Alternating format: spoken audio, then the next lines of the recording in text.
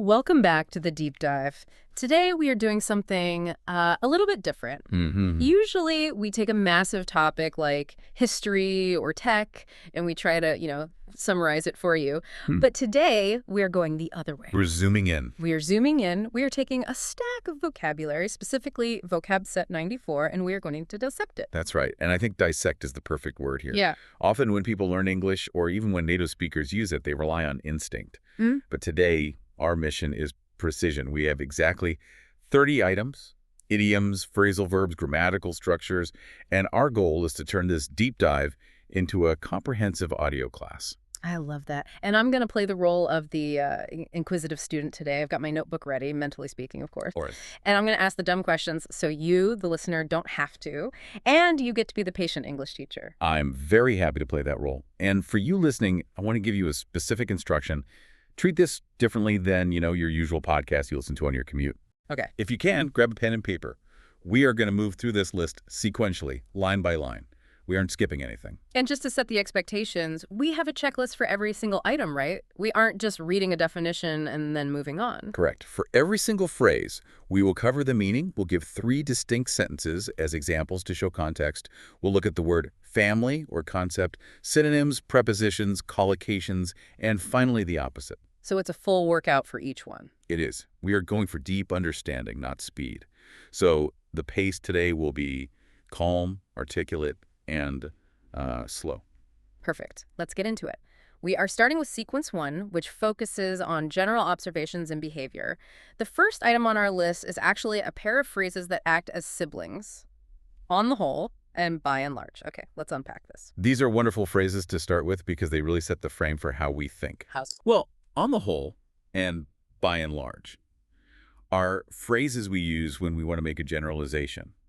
They mean you are summarizing a situation, a person's character, or an event, looking at the big picture without focusing on the tiny minor details or exceptions. So it feels like a very diplomatic phrase. Like instead of saying everything was perfect, which is rarely true, or everything was terrible, you use this to find a more realistic middle ground. Exactly. That's a great way to put it. It allows for nuance. Let's look at 3 examples to make this really clear. Okay. First example. On the whole, I think the meeting was very productive, despite a few arguments at the start, you see. Yeah, you acknowledge the bad part, the arguments, but the final summary is positive. It sort of weights the average. Precisely. Second example. By and large, the citizens of this town are friendly and welcoming to tourists. Right. Does that mean every single person is friendly? No, of course not. Yeah. But the general vibe, the overall impression, is friendly. Got it. And a third one. The movie was a bit long, but on the whole, it was an entertaining story. I use this all the time when people ask me how my week was. On the whole, it was good. It saves me from explaining the one bad coffee I had on Tuesday. That's the perfect use case. So what is the word family or concept here? I'm guessing it's about summarizing. It is. The concept is summarizing or generalizing. Grammatically, these function as adverbial phrases.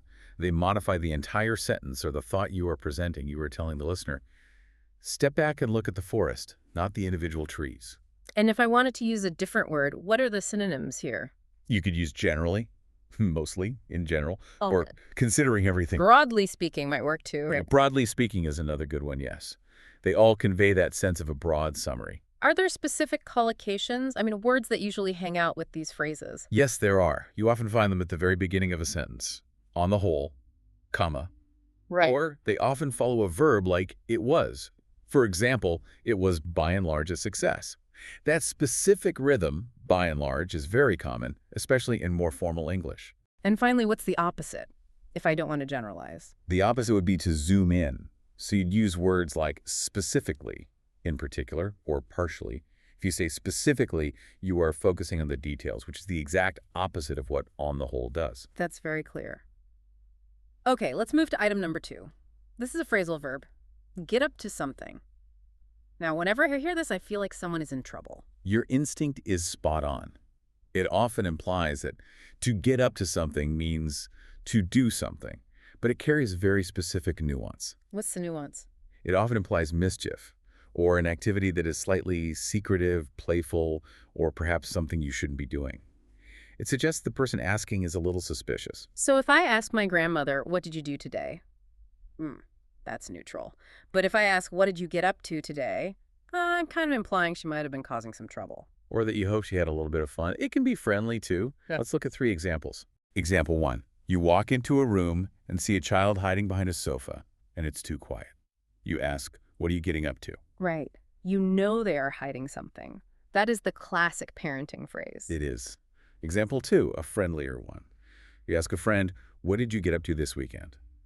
In this case, it's not suspicious. It just suggests, tell me the interesting stuff, not just that you did the laundry. It's an invitation for a better story. Exactly. And example 3, the boys were too quiet in the other room, so I knew they were getting up to no good. Getting up to no good.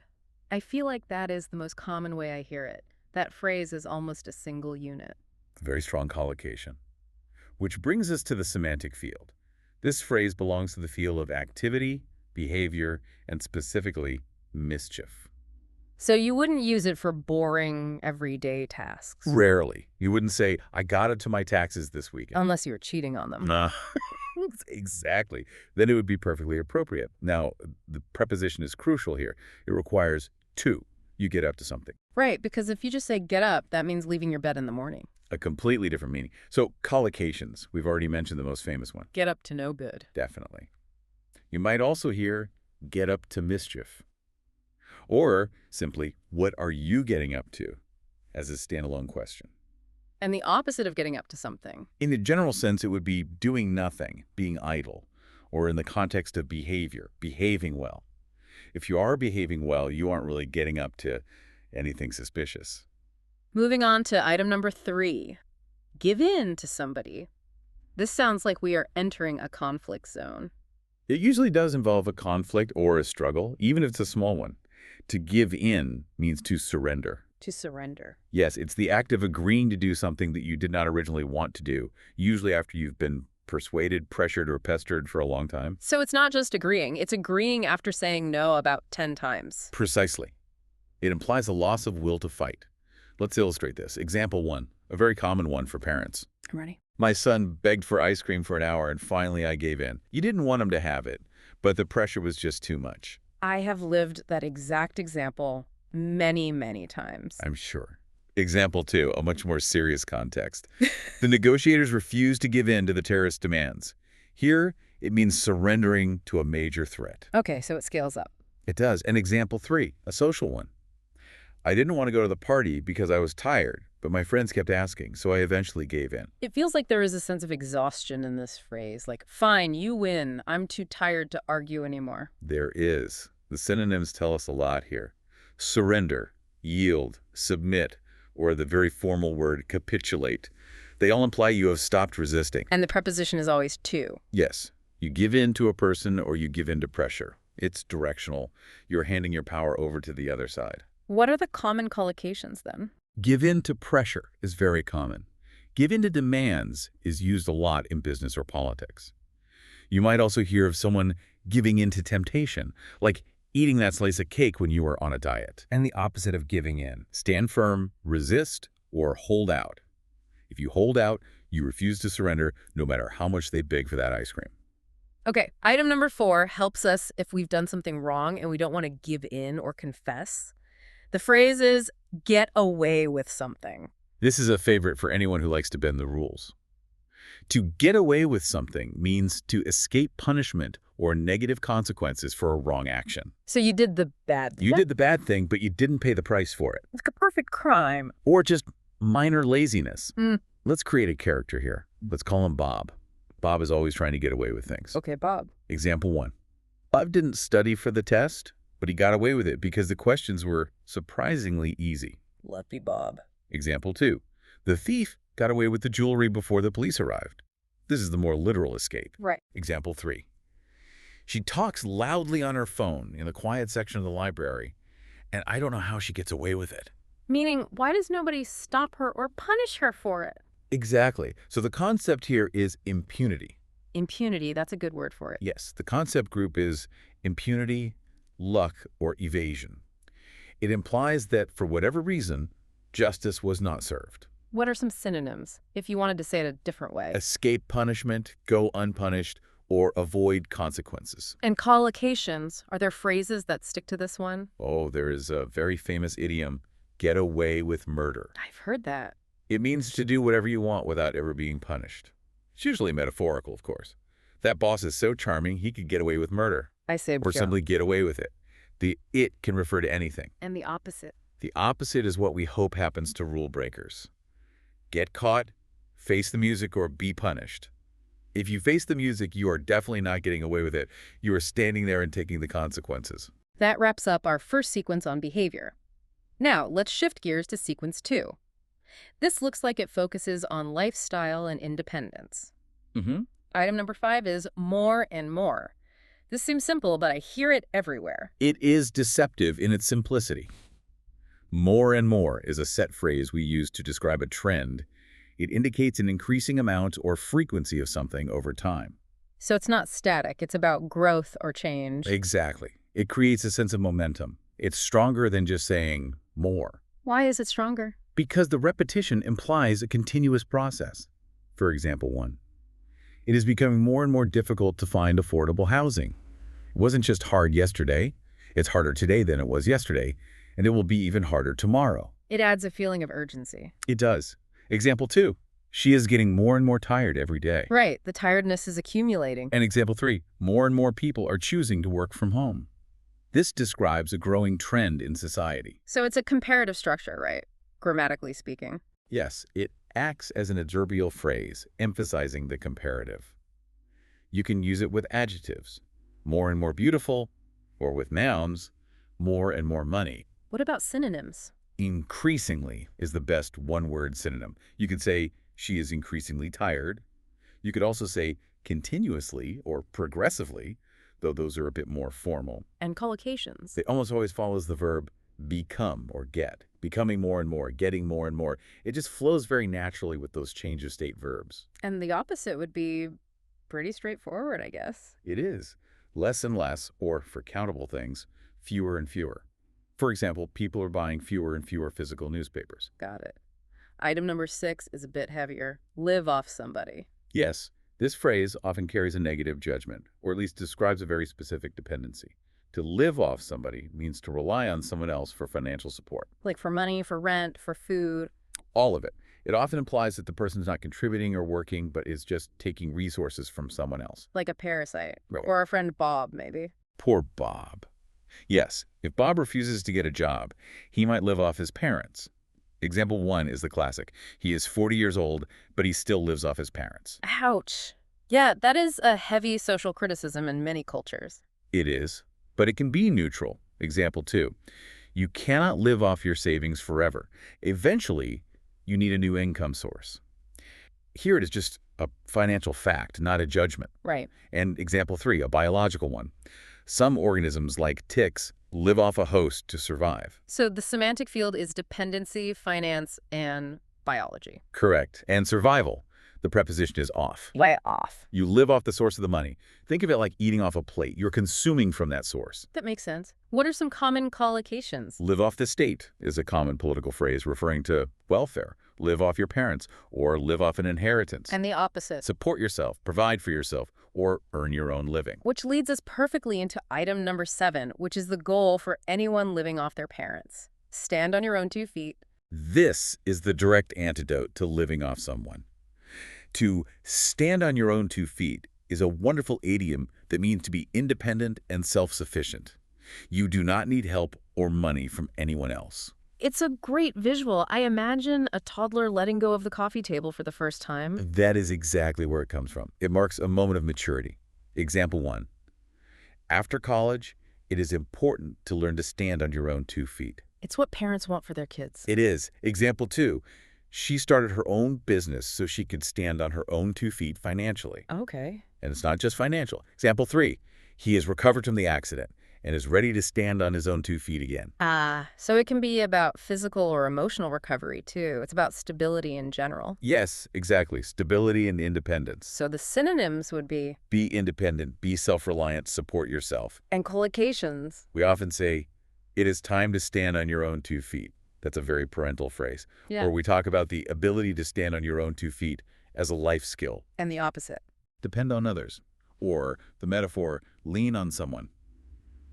If you are leaning, you aren't standing on your own. Okay, let's move to sequence 3.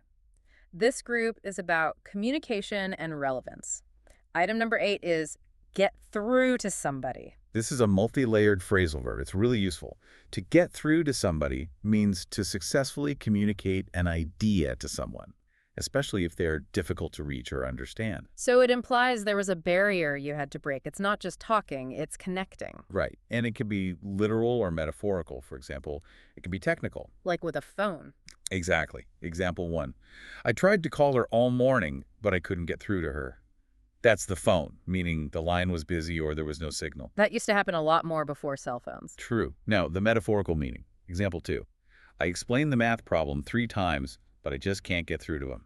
That means the information isn't landing in his brain. The connection isn't being made. Precisely. And example 3 is more about emotional connection.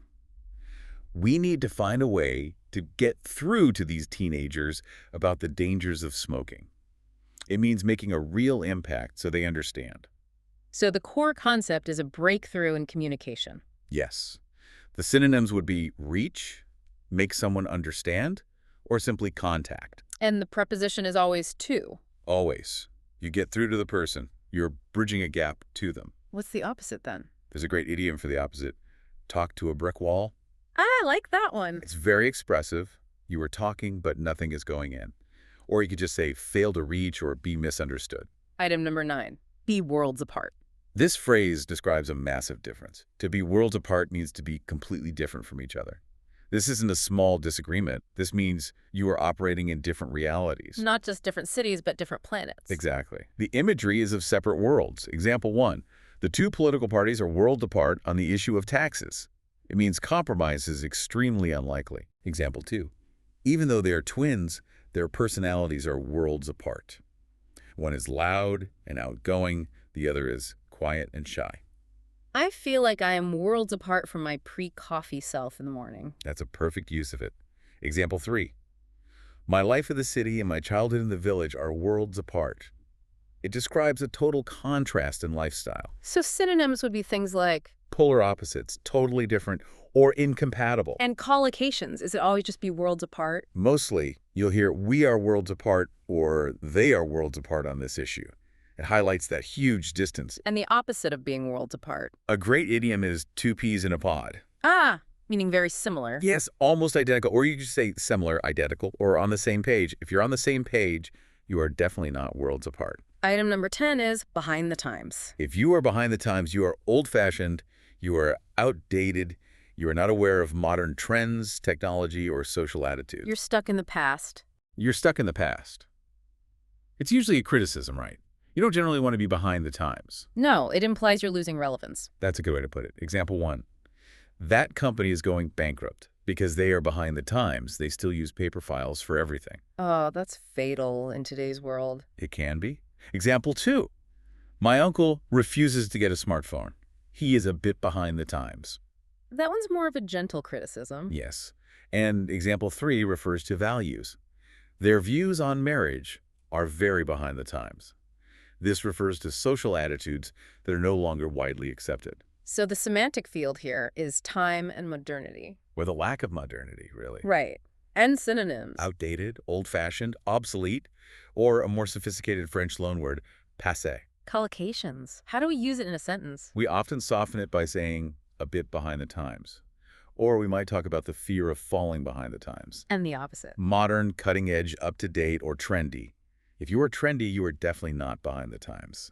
Okay, let's move into sequence 4. This covers conflict, proximity, and housing. Item number 11 is take offense at something. I noticed the spelling here in our notes is with a C. Yes, that's a good point to raise. Offense with a C is the British spelling, with an S is American English, but the meaning is absolutely identical. So what does it mean?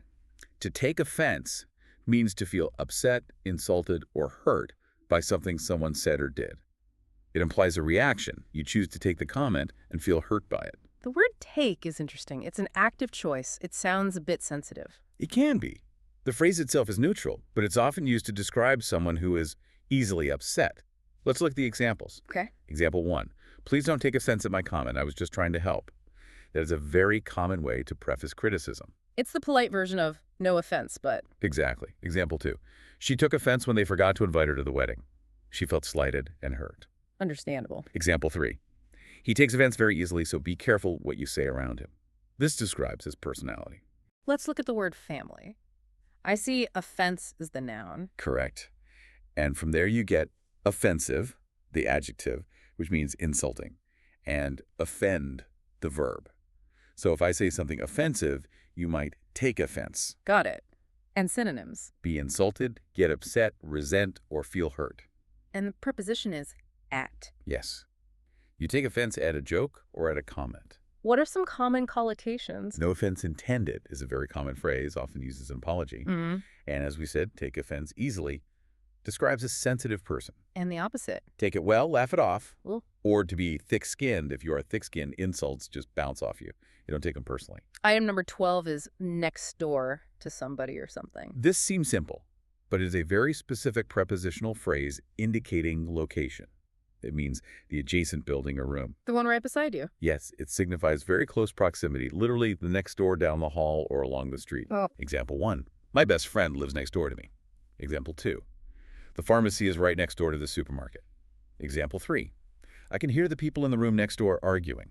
The semantic field is obviously location. Yes, and proximity. The preposition is to. You live next door to someone. Correct. You don't say next door of someone. Are there any interesting collocations with this one? Well, there's live next door, which is straightforward, but there is also a very famous cultural concept, an archetype, called the girl next door or the boy next door. Oh, right. I know that one. What does it mean exactly? It means a wholesome, average, nice person. Someone who is approachable and familiar, not a distant, glamorous celebrity. I see. And the opposite of next door. Far away, miles away, across town, anything that emphasizes distance. Item 13 brings us to a change in location. Move in, move out. These are paired phrasal verbs, and they're usually major life events. Move in is the process of arriving at a new home to live there. Move out is the process of leaving a home permanently. It's the physical act of packing boxes and hiring trucks. It is. Example 1. We signed the lease today, and we can move in next week. That's an exciting feeling. It is. Example 2. Bob finally moved out of his parents' house when he was 30. Good job, Bob. Yeah. Standing on his own 2 feet at last. Finally. And example 3. They decided to move in together after dating for a year. This is a huge relationship milestone. The word family is obviously based on the verb move. Yes. Synonyms for move in would be relocate or settle in. And for move out, you could say vacate or leave. What about collocations? Move in together is the big one for relationships. And move out of the house is very common. And the opposite if you don't do either. Stay put or remain. If you don't move out, you stay put. Excellent. We are nearly halfway through. Sequence 5 focuses on social dynamics. Item 14 is a classic. Break the ice. I love this idiom because it is so visual. Imagine a room frozen in silence and awkwardness. Like a party where no one knows each other. Exactly.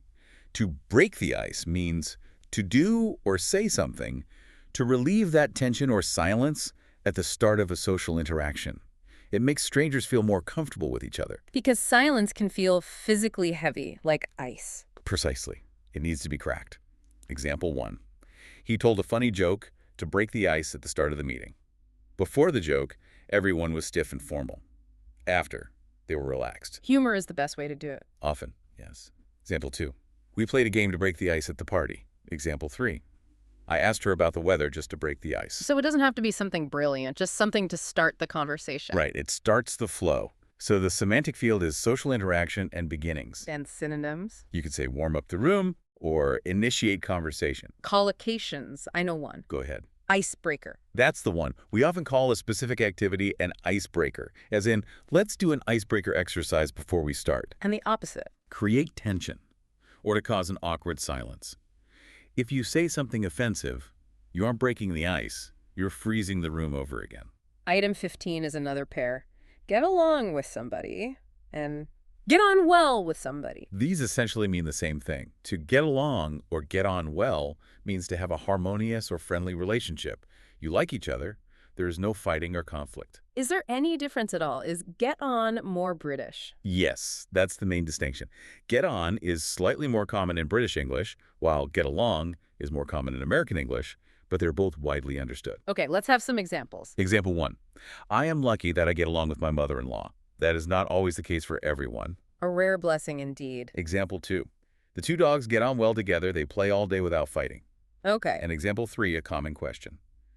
Do you get along with your colleagues? This is asking about workplace harmony. So synonyms would be Have a good relationship, be compatible, or to click. If you click with someone, you get along instantly. and the preposition is always with. You get along with someone. Are there any strong collocations? Yes. To say you get along very, very well, you can say you get along famously. Famously. Famously. And there's another vivid idiom, get on like a house on fire. It means you became friends instantly and with great energy and warmth. I like that. And the opposite. Clash, argue, or fall out with someone. Yeah. If you fall out, your friendly relationship is broken. Item 16 explains why people might get along. Have something in common. That's right.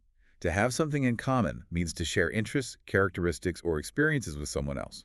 There's an overlap in your lives or personalities. It's the basis of friendship, really. It's the part of the Venn diagram that overlaps. Usually, yes. Yeah. Example 1. We're different ages, but we have a lot in common because we both love jazz. The shared interest bridges the age gap. Right. Example 2. The two countries have a border in common. Here, it is geographical, not personal. And example 3, the opposite experience. I felt lonely at the party because I had nothing in common with the other guests. So the semantic field is similarity and connection. Yes. The preposition is in. You have something in common. And collocations seem straightforward here. They are. Have a lot in common, have nothing in common, or have little in common. And the opposite. Be totally different or share nothing. Moving to sequence 6, assistance and isolation. Item 17 is help somebody out or lend somebody a hand. These are friendly, slightly informal ways to describe assistance. To help out means to assist someone, often with a specific task or in a moment of need. And lend a hand. To lend a hand is the metaphorical version. You are offering your hand to do some work.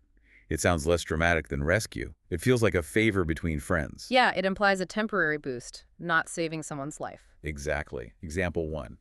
Can you help me out with these heavy boxes? A very common request. Example 2. She is always willing to lend a hand at the charity event. And example 3, a financial one. I was short on cash, so my brother helped me out until payday. So what are the synonyms here? Well, you could use assist, aid, or support, but they can sound more formal. Right. Can you assist me with these boxes? Sounds very stiff. It does. Help out sounds much more natural in conversation. What about collocations? You often hear the full phrase, lend a helping hand. And help out around the house is very common for domestic chores. And the opposite. Hinder, which means to get in the way, or simply ignore or refuse help. Item 18 is a bit more stressful. Lock somebody out or lock somebody in. Yes, this describes preventing someone from entering or exiting a place by using a lock. It can be accidental, which causes panic, or intentional, which can be malicious. I have definitely done this accidentally. The moment the door clicks shut and you realize your keys are inside. That is a universal feeling of dread. It's a perfect example. Example 1, I forgot my keys and locked myself out of the apartment. Yep. Example 2, an intentional one. Don't lock the dog in the bedroom all day, it's cruel. Right? Example 3, another accident. The guard locked us in the museum by mistake after closing time. That sounds like the start of a movie. The word family here obviously involves lock as both a verb and a noun. It does. And for collocations, it's very often used reflexively when it's an accident. I locked myself out. And the opposite of being locked out or in. Let someone in, unlock, or open the door. The solution. Item 19 helps you when you are stuck outside. Give somebody a lift. This means driving someone to a destination in your vehicle. It's a favor. The image is that you are lifting them from one place and putting them down in another. In America, I think people would be more likely to say, give a ride. Correct. Give a lift is very common in British and Commonwealth English, but both are understood everywhere. Let's have the examples. Example 1. My car is broken. Can you give me a lift to work? Example 2. She gave the hitchhiker a lift to the next town. Example 3. I don't need a taxi. My dad can give me a lift to the station. And synonyms, we've already said one. Yes, give a ride. You could also just say drive someone, or in some contexts, shuttle someone. All occasions. Give me a lift, need a lift. It's very transactional, but in a friendly way. And the opposite. Make someone walk or refuse a ride. Now we're on sequence 7, independence and activity. Item 20 is all by yourself or on your own. These phrases emphasize solitude. They mean being alone or doing something without any help from others. Now, the tone depends entirely on the context. What do you mean? Is it lonely or is it proud? Exactly. It can be either. Let's see. Example 1. He traveled around the world all by himself. That sounds adventurous and brave, right? Yeah, that's impressive. Example 2. She sat on her own at the restaurant.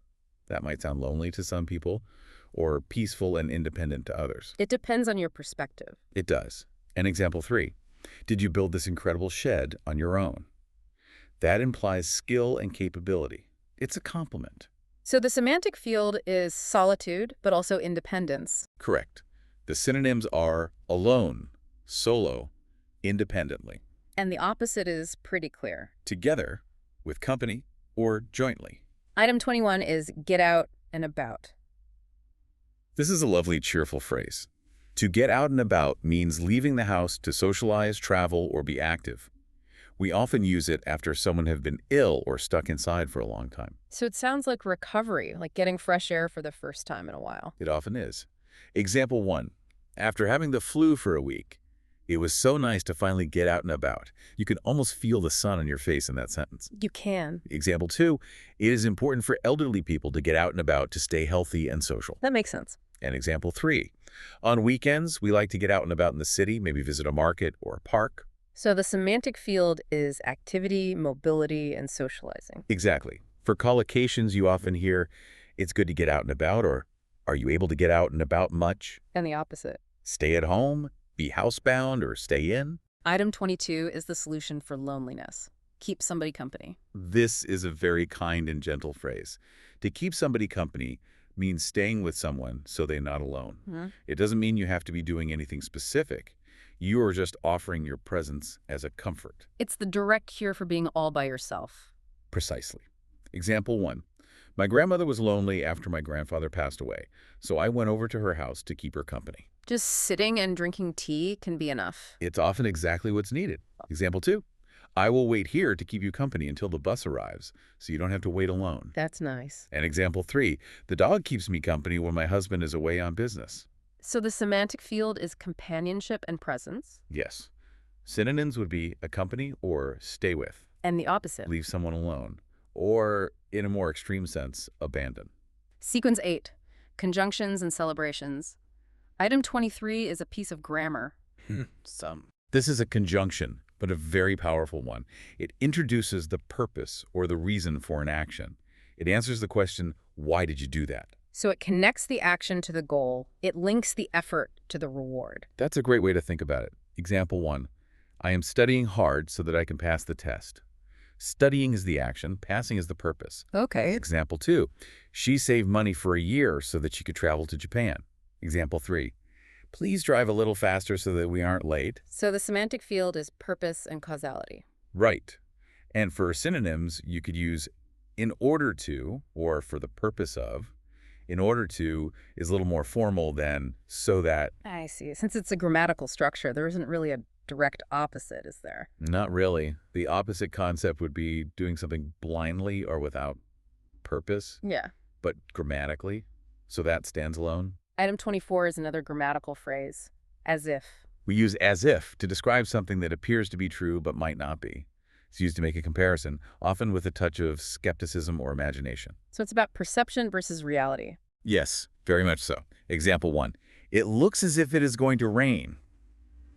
That's a prediction based on the dark clouds. It's what it appears to be. Right. Example 2, with some criticism. He acts as if he knows everything, but he actually doesn't.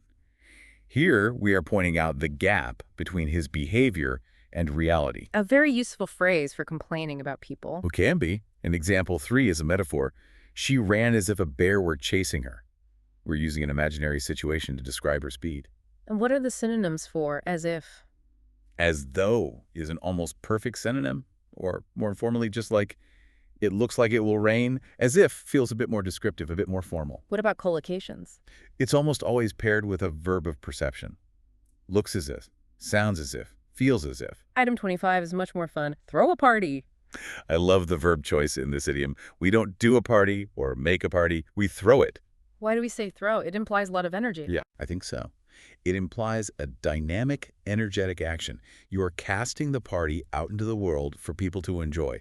It means to organize and host a party. Okay, examples. Example 1. We are going to throw a party for his 50th birthday. Yeah. Example 2. They threw a huge party to celebrate their graduation. Example 3. She loves to throw parties for her staff at the end of the year. The semantic field is celebration and hosting. It is. Synonyms would be host a party, hold a party, or organize a gathering. But throw sounds the most fun and energetic, doesn't it? It does, and collocations. Throw a surprise party is a classic one. Or for a big wild party, you might throw a bash. And the opposite. Well, the opposite role would be to attend a party as a guest, and the opposite action would be to cancel a party. We're getting close to the end now. Sequence 9. Relationships, adjustments, and progress. Item 26 is on good terms or on bad terms with somebody. This phrase describes the state or quality of a relationship. If you are on good terms, you get along well, or at least you are peaceful and polite. If you are on bad terms, there is conflict, anger, or silence between you. It's like a status report for a relationship. It sounds like something you'd say about an ex-partner or maybe a business rival. Exactly. It doesn't mean you are best friends. It just means there is peace and respect. Example 1. Even though they divorced 10 years ago, they remain on good terms for the sake of their children. Okay. Example 2. I am on bad terms with my neighbor because his dog keeps digging up my garden. Right, there's an active conflict there. And example 3. It is always a good idea to stay on good terms with your boss. That's just smart. What about the prepositions? It's a double preposition phrase. You are on good terms with someone. It needs both. And collocations. Remain on good terms is a very common one. And on bad terms describes a relationship that finished with a fight. And the opposite. They are opposites of each other. Good terms is the direct opposite of bad terms. Item 27 is complex because it has two very different meanings. Turn something down and turn something up. Right. We have to be careful here. There are two distinct meanings. First, the physical one, adjusting volume or heat. Second, the abstract one, accepting or rejecting something or appearing somewhere. Let's do the physical one first. That's the knob on the radio. Exactly. Could you turn down the music? It's too loud. Or can you turn up the heat? I'm freezing. That implies adjusting levels on a scale. Simple enough.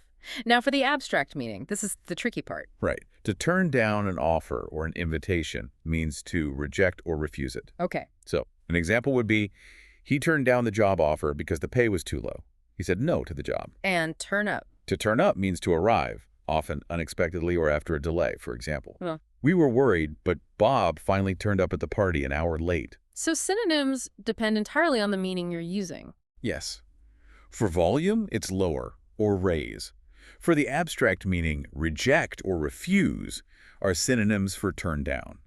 And arrive or appear are synonyms for turn up. And the opposites also depend on the context. They do. For volume, they oppose each other. For turn down an offer, the opposite is to accept it. And for turn up, meaning to arrive, the opposite might be to disappear or leave. Item 28 is in full swing. This is a great image. Think of a playground swing at its highest point of motion. To be in full swing means something is at the peak of its activity. It has already started, and now it is fully energetic and busy. It's not the beginning and it's not the end. It's the busiest, most active part. Correct. Example 1. We arrived at 10 p.m. and the party was already in full swing. Everyone was dancing and talking. Okay. Example 2. Construction on the new bridge is now in full swing. All the machines are working. All the workers are there. And a third. By mid-July, the tourist season here is in full swing, meaning the hotels are full and the beaches are crowded. The semantic field is activity, energy, and progress. Yes. Synonyms would be underway, at its peak, or fully active. And the opposite. Just starting, winding down, or finished. And finally, sequence 10, conclusions and idleness. Item 29 is come to an end and brings something to an end. This is how we finish things. But there's a very important difference in control here. What's that? Come to an end is intransitive. It happens naturally on its own. Brings something to an end is transitive. A person actively causes it to stop. Ah, so one happens to you and the other is done by you. Correct. Example 1. The beautiful movie came to an end and the credits started to roll. It just finished itself. Right. Example 2. After 2 hours of arguing, the chairman brought the meeting to an end. He decided it was over and stopped it. I see the difference. And example 3, a natural one. We always felt sad as the summer came to an end and school started again. And synonyms. For both, you could use finish, conclude, terminate, or cease. But bring to an end has that active sense of termination. Collocation. Come to an abrupt end. That means it stopped suddenly and shockingly. Like a car crash brought their vacation to an abrupt end. And the opposite. Begin, start, commence, or initiate. To bring a meeting to an end is the opposite of initiating one. And our very last item, number 30, stand around or stand about. This describes spending time standing in a place doing very little. It implies waiting without purpose or sometimes just being lazy. It is the physical act of loitering. So just hanging out, but looking kind of useless? Often, yes.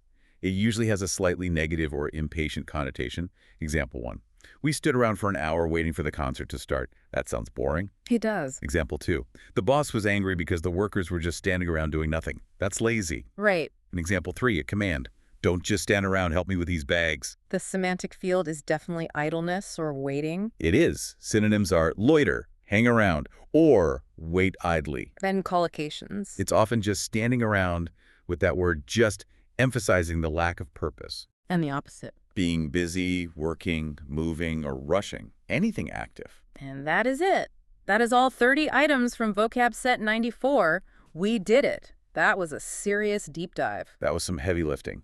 We covered meaning, usage, grammar, nuance, and more for every single one of those lines. And to you, the listener, I know that was a lot of information to take in. But just knowing the list isn't enough, is it? Not at all. The knowledge is passive until you use it. You must apply it. Take one of these phrases like, stand on your own 2 feet. Try to use that in a conversation tomorrow. Or describe the weather using on the whole. Exactly. Or tell a friend what you got up to over the weekend. That's how you make it active. It's about moving it from your head to your mouth. Absolutely. Vocabulary isn't just a list of words. It's a list of ways to see the world. When you learn stand on your own 2 feet, you aren't just learning words. You're learning a cultural value of independence. I love that perspective. It's not just language, it's culture. Listeners, you might want to replay this deep dive to really master the pronunciation and usage. Thanks for studying with us today. It was a pleasure. See you next time.